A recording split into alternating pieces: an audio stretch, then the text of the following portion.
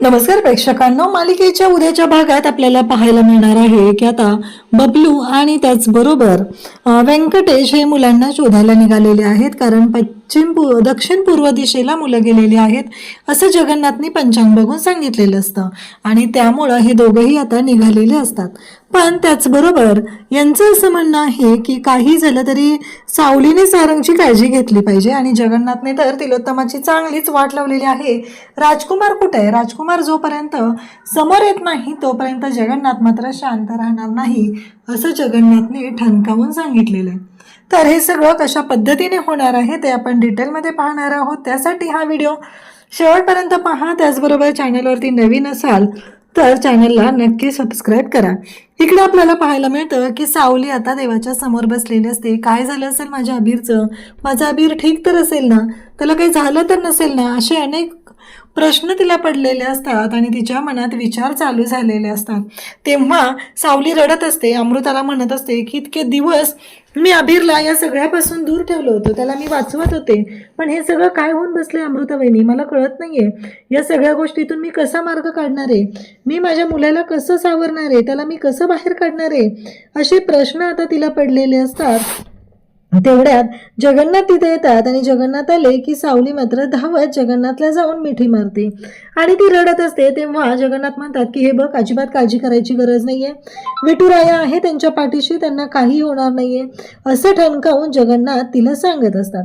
तेव्हा मात्र सावली त्याचबरोबर सगळेजण तिथं असतात, अमृता तिथं असते आणि सावली म्हणत असते की मला कळत नाहीये बाबा, मी काय करू, मी कसं शोधू मुलांना? अमृता तिथे येते आणि अमृता म्हणत असते की हो, हे सगळं घडलं ना ते खूपच विचित्र पद्धतीनं झालंय. सकाळी मी उठवायला गेले तेव्हा मुलं होती आणि त्यानंतर जेव्हा मी बघायला गेले तेव्हा मात्र मुलं नव्हती. असं का झालं हा प्रश्न मलाही पडलेला आहे असं अमृता सुद्धा सांगत असते. इकडे अबीरने मात्र ओवीचा हात पकडलाय आणि तिला दरादरा ओढत घेऊन चाललेला असतो.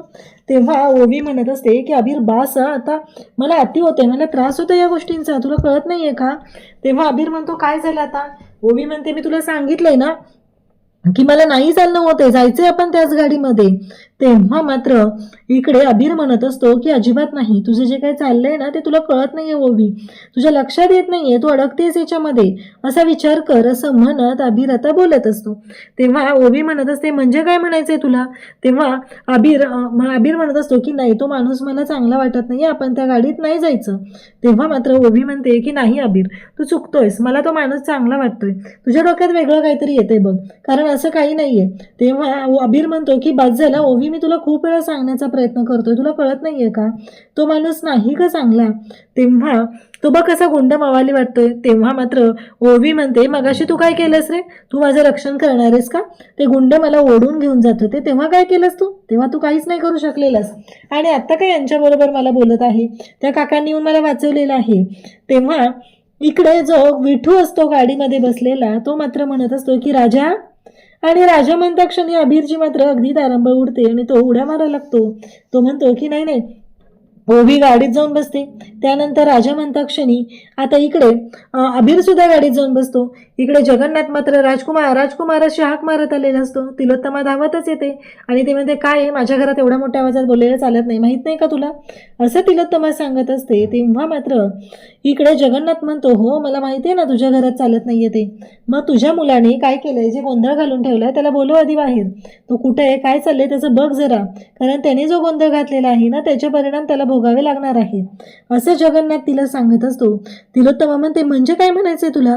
जगन्नाथ सांगत असतो की मी मागच्या वेळेस त्याला सांगितलेलं होतं की अबीरच तुझ्या विनाशाचं कारण असणार आहे, म्हणजे सावलीचा मुलगाच तुला संपवणार आहे, त्याच्यामुळे तू उद्ध्वस्त होणार आहे.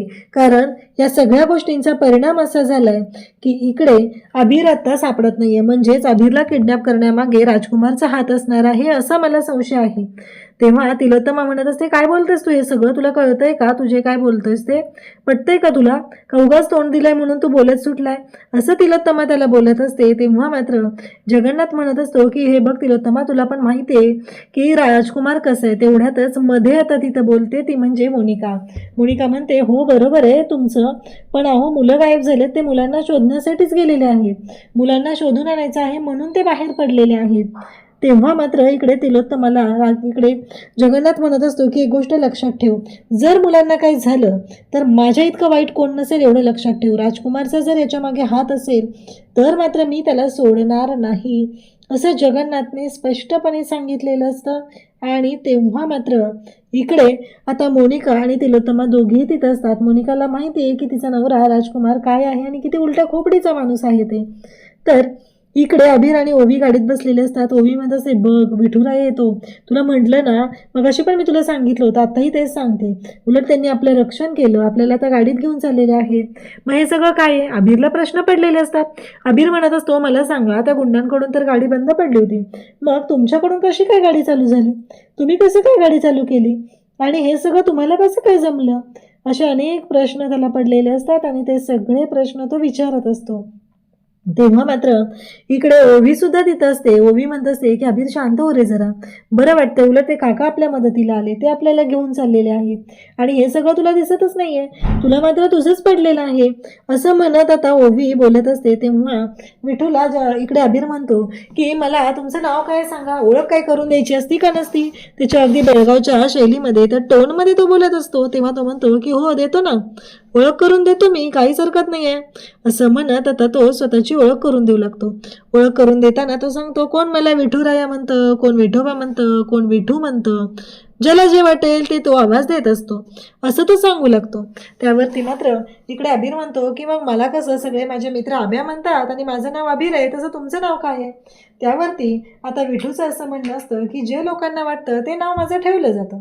आता इकडे जगन्नाथने तिलोत्तमाला चांगलाच दम दिलेला असतो आणि जगन्नाथ मात्र आता येऊन बसलेला असतो. तेवढ्यातच इकडे धावत आलेले असतात ते म्हणजे बबलू आणि व्यंकटेश. अमृता सुद्धा तिथं असते, सावली देवाच्या पुढे बसलेली आहे आणि त्याच वेळी इकडे व्यंकटेश आणि तिथं बबलू असतात. व्यंकटेशला आणि बबलूला जगन्नाथ बबलूला म्हणतात की जा पंचांग घेऊन ये बबलू, आपण पंचांग बघूया, मुलं कोणत्या दिशेला गेलेत, काय झालंय नक्की हे आपल्याला शोधता येईल, असं सांगितलं जातं.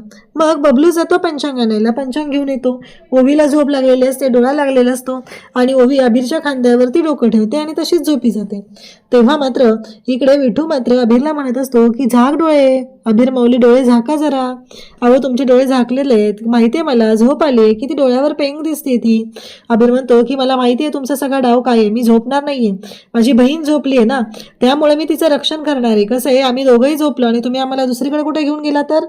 अभिरच्या शंका रास्त असतात, त्याला जे वाईट वाटत असतं, आपल्या बहिणीला काही होऊ नये एवढंच त्याचं म्हणणं असतं आणि बिचारा त्याच्यासाठीच हे सगळं करत असतो. तेव्हा मात्र इकडे आता विठू बरोबर त्याला म्हणत असतो की बरोबर आहे तुझं अभिर माऊली, बरोबर आहे तुमचं, होईल सगळं व्यवस्थित, असं म्हणत अभिर माऊलीला ते आता तिथे साथ देत असतात. तेव्हा मात्र अभिर पुन्हा प्रश्नांचा भडीमार सुरू करतो. जगन्नाथ म्हणतो की मुलं रूममधून गेलेत ना, मला काय वाटते अमृता माहिती आहे का, एकदा रूममध्ये शोधाशोध करून घेतली पाहिजे, नक्की मुलं कोणत्या दिशेला गेलेत, काय झालंय हे आपल्याला कळेल, असं इकडे जगन्नाथ सांगत असतात. तेव्हा मात्र अमृता आणि बबलू दोघंही शोधाशोध करू लागतात. नक्की मुलं कुठं गेली असतील, काय झालं असेल, या सगळ्या गोष्टींचा शोध घेणं सुरू चाललेलं असतं. तेव्हा अमृता विचारते, बबलू तो ड्रॉवर तू उघडलास का? तेव्हा बबलू म्हणतो की नाही, मी नाही उघडला तो ड्रॉवर. त्यावरती अमृता म्हणते म्हणजे, आणि मग दोघंही जातात आणि पाहतात तर काय, त्याच्यात विठ्ठलाची मूर्ती नसते. आता मात्र अमृताला प्रश्न पडतो, म्हणजे हा ड्रॉवर कुठे गेला, कुणी उघडला, यातली मूर्ती कुठे गेली, असे अनेक प्रश्न पडलेले असतात. आणि तेव्हा मात्र अमृता म्हणते म्हणजे मुलं जाताना विठ्ठलाची मूर्ती घेऊन गेलेले आहेत, ही गोष्ट लक्षात येते. इकडे मात्र सावली विचार करत असते. सावली म्हणत असते की असं कसं झालं, अभिर असं कसं काय जाऊ शकतो? व्यंकटेश तिथं असतात. तेव्हा सावली म्हणते म्हणजे आता मला कळलंय, मुलं जर दक्षिण पूर्व दिशेला गेलेले आहेत, पंढरीच्या वारीला गेलेले आहेत, एवढ्या लांब एकटी कशी जाऊ शकतील, मी त्यांना शोधायला बाहेर पडणार आहे. तेव्हा जगन्नाथ सांगू लागतात की हे बघ सावली, असं करू नकोस, तुला माहिती आहे ना काय करायचं आहे ते, काहीही झालं तरीही तू आता बाहेर पडू नको, कारण सारंगला तुझी गरज आहे, तर सारंगची काळजी कोण घेणार आहे, आणि त्यामुळं सारंगची काळजी घेण्यासाठी तू सारंग सोबत राहा, आणि काही असलं तरीही सारंगला तुझी गरज आहे ही गोष्ट कायमस्वरूपी लक्षात ठेव असं सांगितलं जात असतं. तेव्हा मात्र इकडे आता अंधार पडलेला असतो आणि मुलं सुद्धा थकलेली असतात. ते पाहून विठू म्हणतो गाडीतलं पेट्रोलही संपले आणि बाकी सगळ्या गोष्टी मी करू शकतो, पण गाडीतलं पेट्रोल मात्र मी भरू शकत नाहीये, त्यामुळे आपल्याला आराम करावा लागणार आहे. आजची रात्र इथं राहूया, उद्या परत आपण वारीला जाऊया. मग त्या दोघांना थांबवायला सांगितलं जातं. अभिरला मात्र अजून शंका असतात. अभिरच्या मनात प्रश्न चालू असतात की का हा माणूस आपल्यासाठी एवढं का करतोय, त्याच्या डोक्यात काही नाहीये ना, असे अनेक विचार अभिरच्या डोक्यात सुरू झालेले असतात.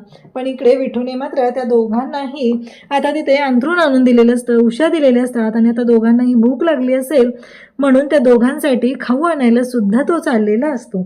तर इकडे अभिर मात्र शंकावर शंका काढत असतो. त्याच्या मनात असं भूतच संचारलेलं असतं, जणू त्याच्या डोक्यात विचारांचं काहोर वाजलेलं असतं आणि तो बोलत असतो की नाही, हा माणूस मला फ्रॉड वाटतोय.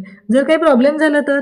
तेव्हा ओवी म्हणते बाद झालं आता अभिर, खूप झालंय आता. काही असलं तरीही या सगळ्या गोष्टी ज्या आहेत ना त्या लक्षात घे आणि त्यावरून विचार कर, असं ओवी सांगत असते. आणि तेवढ्यातच तो जातो आणि पेरू घेऊन येतो. अभिर म्हणतो की हे सगळं कसं जमतं तुम्हाला, म्हणजे तुम्ही कसं काय एवढं घेऊन आला आणि त्या गोष्टी असं कसं काय, हा विचार अभिरच्या डोक्यात सुरू असतो. तेव्हा तो म्हणतो की मला ना एकच गोष्ट करता येत नाहीये, ती म्हणजे तुझं तोंड बंद करता येत नाही.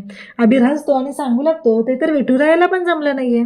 असं म्हणत अभिर मात्र हसलेला आहे. आता अभिर आणि ओवी दोघंही पेरू खात आहेत आणि उद्या सकाळी अभिर आणि ओवीने रात्रभर मुक्काम केल्यानंतर पुढच्या प्रवासासाठी ते विठू बरोबर निघालेले असतात. इकडे तिलोत्तमाला मात्र खूप राग आलेला असतो, कारण जगन्नाथने सांगितले की मी इथंच थांबणार आहे, जोपर्यंत मुलं मला सापडत नाहीयेत तोपर्यंत मी इथून कुठेही जाणार नाही. त्यामुळं भैरवीला तिने फोन केलाय आणि काय करू मला कळत नाहीये, हा जो जगन्नाथ आहे तो इथेच स्थान मांडून बसलेला आहे असं ती सांगत असते. तेव्हा भैरवी म्हणते की त्याचा माज कसा उतरवायचा हे मला चांगलंच माहिती आहे, असं भैरवी इकडे तिलोत्तमाला सांगत असते. मी पाहते काय करायचं ते, असं तिने सांगितलेलं आहे. त्याचबरोबर इकडे पाहायला मिळतं ते म्हणजेच की अभिर आणि ओवी आता पुढे निघालेले असतात. तेव्हा विठू त्यांना सांगत असतो की हा घर नंबर, तो म्हणतो की तुम्हाला माझ्या आईचा नंबर माहिती आहे. तेव्हा विठू म्हणतो की हो, मला सगळ्यांचे सगळे नंबर माहिती आहेत, सगळ्या गोष्टी माहिती आहेत. आणि मग अभिरच्या आईला विठूने फोन लावलेला असतो आणि विठू सांगत असतो की धर बोल. आता इकडे सावली मुलांसाठी वाट बघत बसले, मुलं अजून का आलेली नाहीयेत, काय असेल, कुठे गेली असतील ती, हा एकच तिच्या मनात आता विषय चाललेला असतो. तिला त्रास होत असतो, माझ्या अभिरला काही झालं तर नसेल ना, कारण सावलीसाठी अभिर हे तिचंच आयुष्य आहे, तिचं जग आहे. कारण अभिर नसेल तर सावलीच्या जीवनाला अर्थ नाहीये.